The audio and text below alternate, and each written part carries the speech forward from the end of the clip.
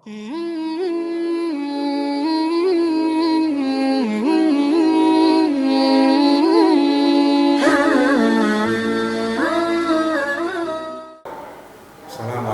warahmatullahi wabarakatuh. Anak-anak, kita jumpa kembali hari ini. Alhamdulillah bisa berjumpa dengan keadaan sehat walafiat.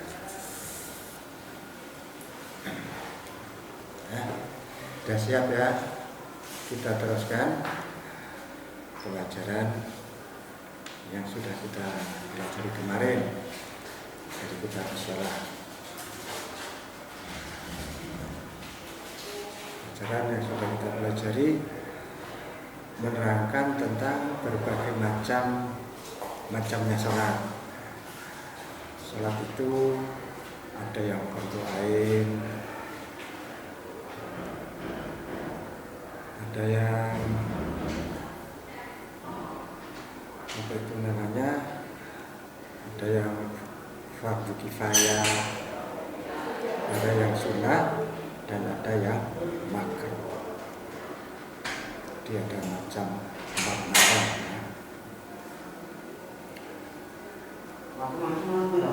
Sekarang kita teruskan membahas tentang sholat sunnah yang muakkad. Bismillahirrahmanirrahim. Alhamdulillahirabbil alamin. Wassalatu wassalamu ala asyrofil anbiya'i wal mursalin sayyidina Maulana Muhammadin wa ala alihi washabihi ajma'in. Qala al-mu'allif rahimahullah ta'ala wa nafa'ana bihi fil wa aqadha utawi luweh kuku-kukuwe kate salat sunnah salat Idin iku salat Id fakusufu syamsin mongko nuli grahana srengenge kakomarin mongko nuli grahana rembulan fastisqa mongko nuli salat istisqa Fitron mongko nuli butir farok ata fajrin mongko nuli rong rakaat fajar Fasairu rawatibi mongko nuli sekarine salat rawatib At-tarawihu mongko nuli sunnah salat tarawih Fadduha mongko nuli duha Kama mongko nuli salat ta'ala kang gumantung apa mas bifi'lin kelawan penggawean. Contohnya salat sunnah sing ta'alluq dengan fi'il dengan penggawean karok atai tawafin kaya rong rakaate tawaf wa ikhramin lan ikhram wa tahiyyatin lan tahiyyah. Salatul lailin mongko nuli salat wengi fasairun nafli mongko nuli sekarine salat sunnah al mutlaq ka mutlaq.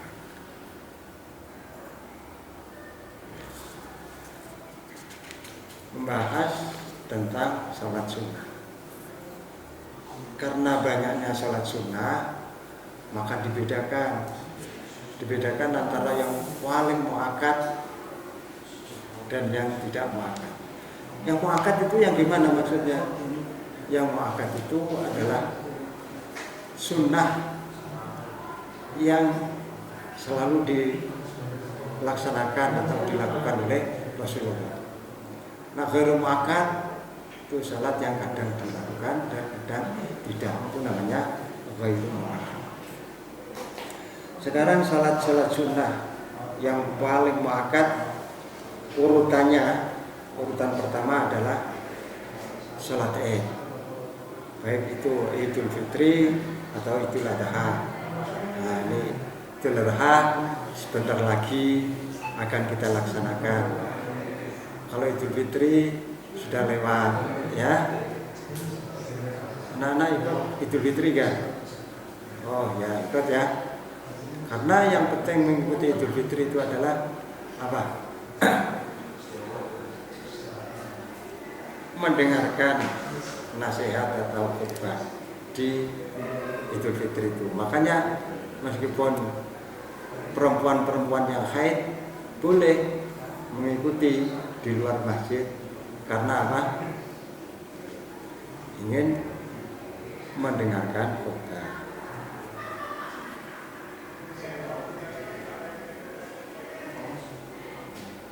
Idul Adha sebentar lagi akan datang.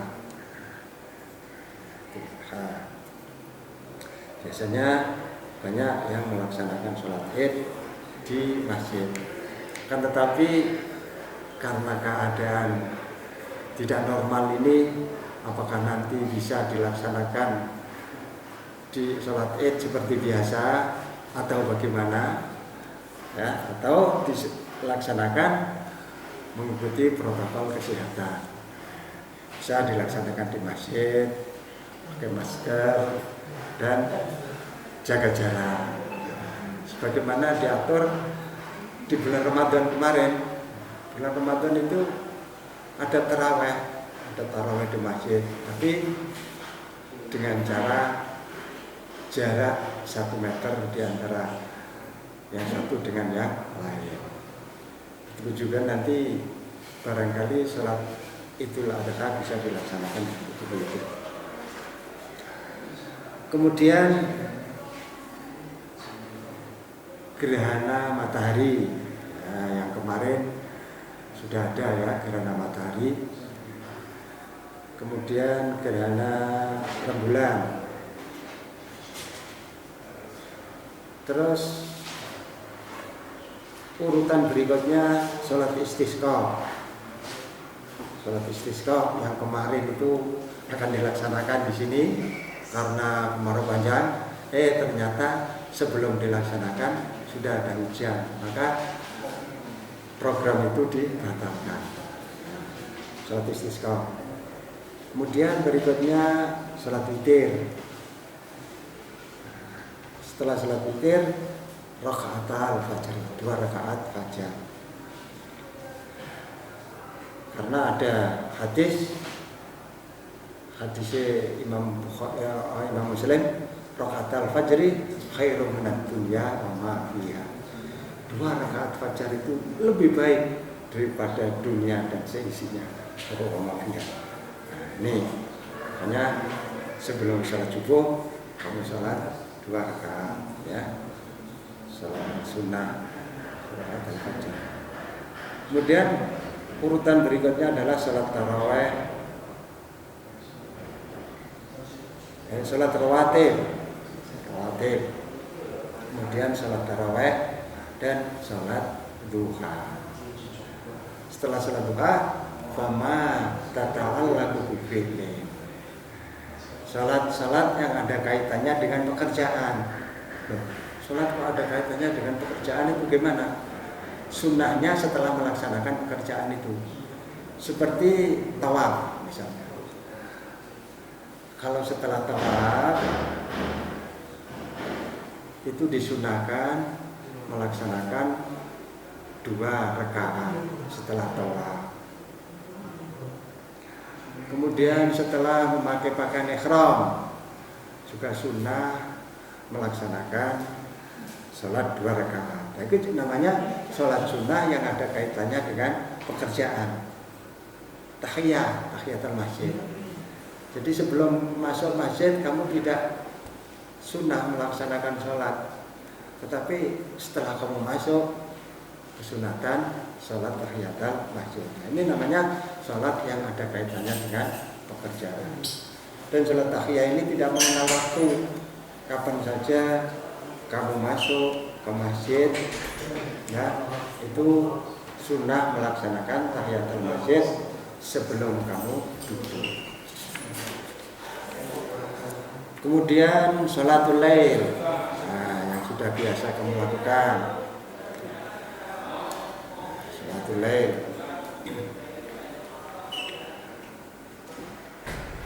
Kemudian sholat sunnah mutlak, sholat sunnah mutlak.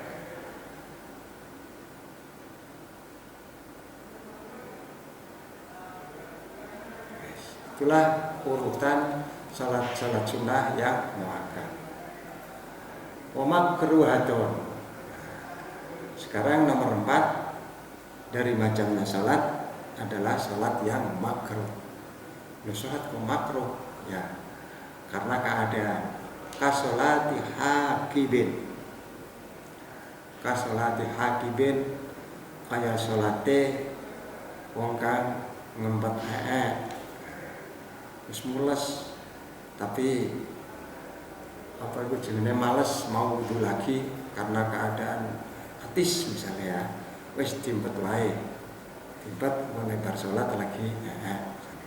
Ini salat sah tapi hukumnya makruh. Wahakinin lan salate wong sing ngempet pipis. Mau pipis diempet karena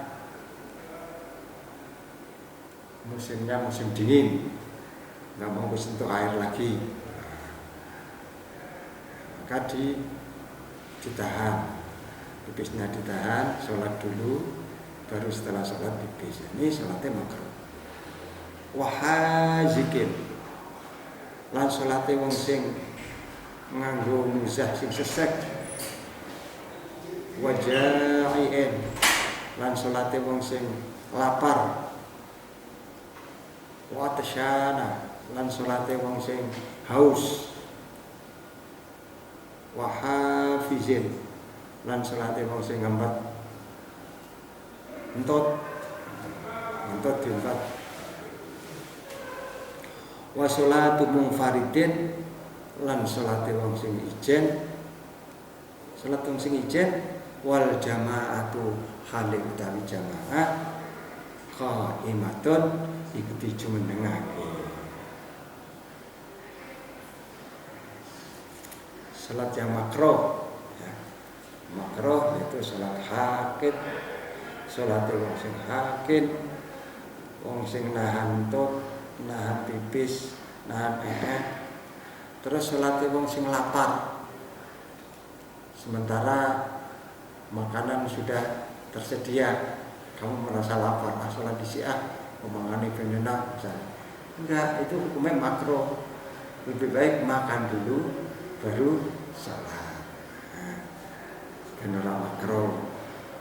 Begitu juga orang yang haus. Hafizin. Dan salatnya wong sing ngempet entah. Kemudian masih ada lagi salat yang makruh, adalah salatnya orang yang salat sendirian sementara ada sholat jamaah yang dikerjakan. Di sini ada sholat jamaah, kemudian kamu sholat sendirian, itu hukumnya makruh. Kecuali kalau kamu itu musafir. Kalau musafir nggak boleh makmum dengan orang yang yang hadir. Jadi kamu musafir tidak boleh makmum dengan orang setempat. Karena orang setempat itu sholatnya sholat itmam, sementara musafir sholatnya sholat qashar. Tidak boleh. Nah, kalau itu namanya tidak makruh. Yang makruh adalah sama-sama orang yang hadir, sama-sama orang penduduk sini, kamu sholat sendirian, sementara jamaah itu sudah dilaksanakan. Ada jamaah kok sholat dewe, itu jenis sholat makruh. Wa tahrumulan haram. As-salatu apa salat harame mau bila sababin kelawan tanpa ana sebab. Harame dilakokake fi auqatin nahyi ing dalam pira-pira waktu kang terlarang. Bukan hanya haram wala tan aqidu lan ora sah apa salat. sholat ada yang hukumnya haram, yaitu sholat yang dilaksanakan di waktu-waktu yang terlarang tanpa ada sebab. Sholat dilaksanakan di waktu yang terlarang dan tidak ada sebab. Nah, ini catatan ini ya, tidak ada sebab. Loh, aku kok melakoni sholat habis sholat subuh, baru sholat subuh kok sholat nek. Mungkin ya itu sebenarnya waktu tahrim, nggak boleh. Nah, dilihat apakah sholatnya itu ada sebab atau tidak. Kalau ada sebab, hukumnya tidak haram. Tapi kalau tidak ada sebab, hukumnya haram.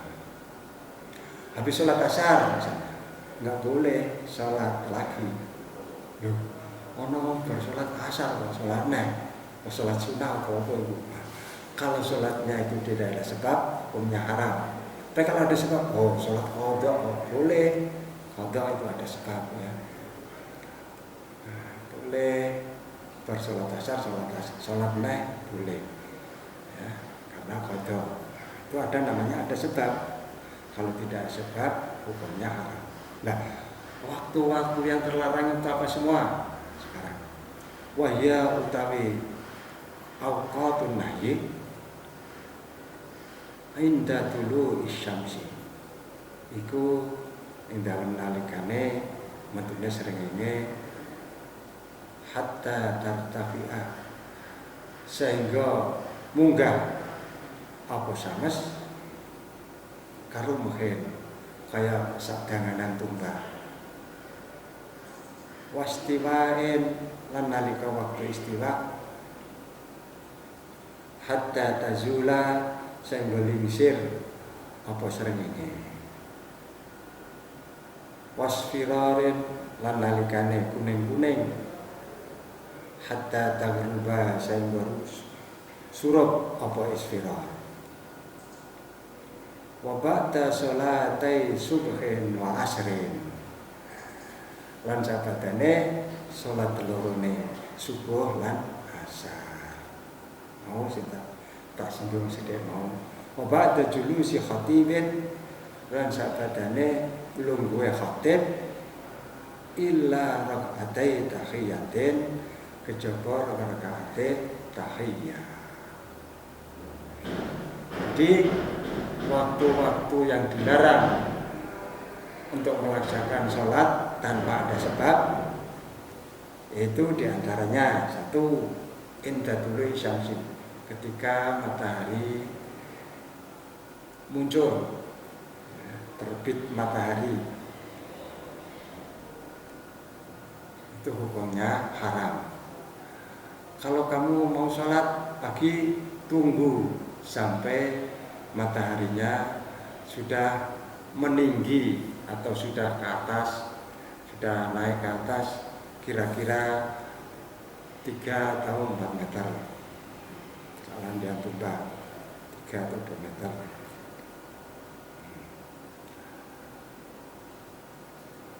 Nomor 2 pada waktu istiwa. Istiwa itu waktu di mana kita tidak punya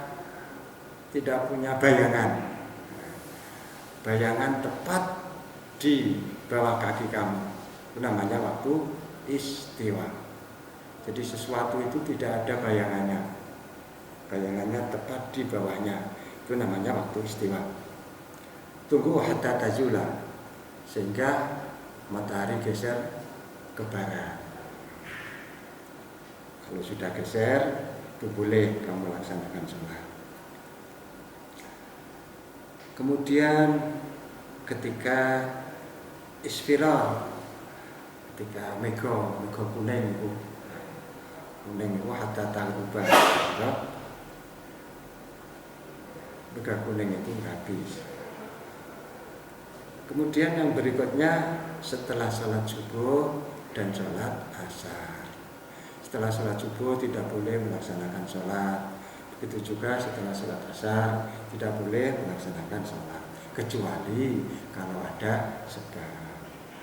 Dan yang terakhir ketika khatib sedang duduk di mimbar tidak boleh sholat kecuali 2 rakaat tahiyatul masjid. Jadi misalnya kamu Jumatan, pas kamu datangnya terlambat, ya, akhir belum sudah ada di mimbar, itu tidak boleh sholat kecuali tahiyatul masjid. Kamu masuk ke masjid langsung tahiyatul masjid boleh 2 rakaat. Ya, selain itu tidak boleh. Karena sudah selesai pembahasan tentang sholat-sholat, macam-macam sholat, kemudian macam-macam sholat sunnah, dan mana sholat sunnah yang paling muakkad, urutannya nomor 1, 2, 3 berikutnya. Kemudian sholat yang makruh, macam-macam sholat makruh, kamu sudah paham semua. Dan sholat yang diharamkan di waktu-waktu yang terlarang. Dan kalian semua sudah tahu tentang awqatun nahyi tadi. Ini kamu harus belajar lagi, diulangi lagi, sehingga kamu bisa memahami. Kalau belum paham, bisa ditanyakan di pertemuan yang akan datang. Sampai di sini dulu. Wallahu a'lam bishawab. Wassalamualaikum warahmatullahi wabarakatuh.